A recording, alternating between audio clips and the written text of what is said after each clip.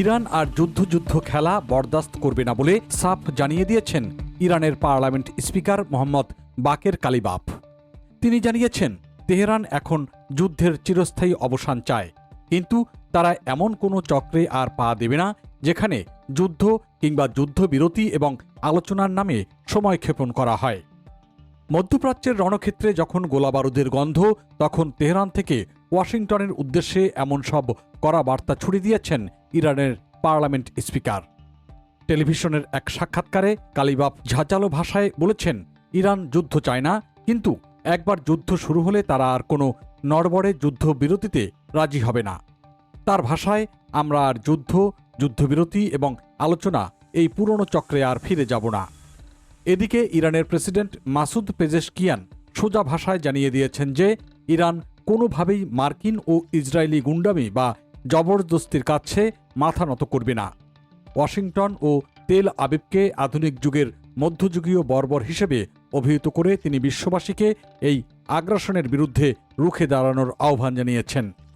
এর মধ্যে যুদ্ধের দামামায় যখন মধ্যপ্রাচ্য প্রকম্পিত, তখন তেহরান থেকে গর্জে উঠলেন ইরানের প্রেসিডেন্ট মাসুদ পেজেশকিয়ান। সামাজিক যোগাযোগ মাধ্যমে দেওয়া এক বার্তায় তিনি স্পষ্ট জানিয়েছেন, ইরান এই বর্বরোচিত যুদ্ধ শুরু করেনি, কিন্তু আত্মরক্ষা কিভাবে করতে হয় তা তেহরানের খুব ভালো করেই জানা আছে। অন্যদিকে ইরানের ক্ষেপণাস্ত্র হামলার পর ইসরায়েলের হাইফা শহরে একটি গুরুত্বপূর্ণ তেল শোধনাগারে আগুন লেগেছে। ধারণা করা হচ্ছে ক্ষেপণাস্ত্রের ধ্বংসাবশেষ থেকে আগুনের সূত্রপাত। উত্তর ও মধ্য ইসরায়েল সহ জেরুজালেম এলাকায় বিমান হামলার সতর্ক সাইরেন বাজার পরপরই এই হামলার খবর পাওয়া যায়। তবে তাৎক্ষণিকভাবে ক্ষয়ক্ষতি বা হতাহতের বিষয়ে কিছু জানা যায়নি। আগুন নিয়ন্ত্রণে এসেছে কিনা তাও তাৎক্ষণিকভাবে স্পষ্ট করেনি রয়টার্স। এমন পরিস্থিতিতে খুব শিগগিরই ইরানের সামরিক অভিযান বন্ধ করার কথা জানিয়েছে মার্কিন প্রেসিডেন্ট ডোনাল্ড ট্রাম্প। ওভাল অফিসে এক সংবাদ সম্মেলনে দ্রুতই এই অভিযান বন্ধ করা হতে পারে বলে ইঙ্গিত দিয়েছেন তিনি। সংবাদ সম্মেলনে ট্রাম্প বলেছেন, ইরান সব দিক থেকেই ধ্বংস হয়ে গেছে, কিন্তু আমাদের এখনই ইরান ছাড়ার কোনো চিন্তা নেই, তবে শিগগিরই এই অভিযান বন্ধ করা হবে। ট্রাম্প অভিযোগ করেছেন, মধ্যপ্রাচ্যের কয়েকটি দেশ থেকে সহযোগিতা পেলেও ন্যাটোর কাছ থেকে প্রত্যাশিত সহায়তা পাওয়া যায়নি।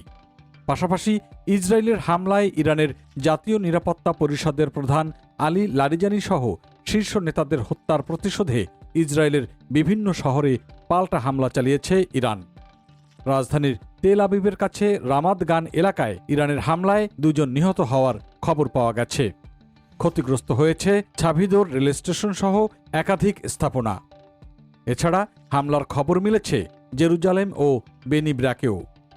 ইরানের বিপ্লবী গার্ড বাহিনী আইআরজিসি দাবি করেছে, ইসরায়েলের শতাধিক সামরিক ও নিরাপত্তা লক্ষ্যবস্তুতে আঘাত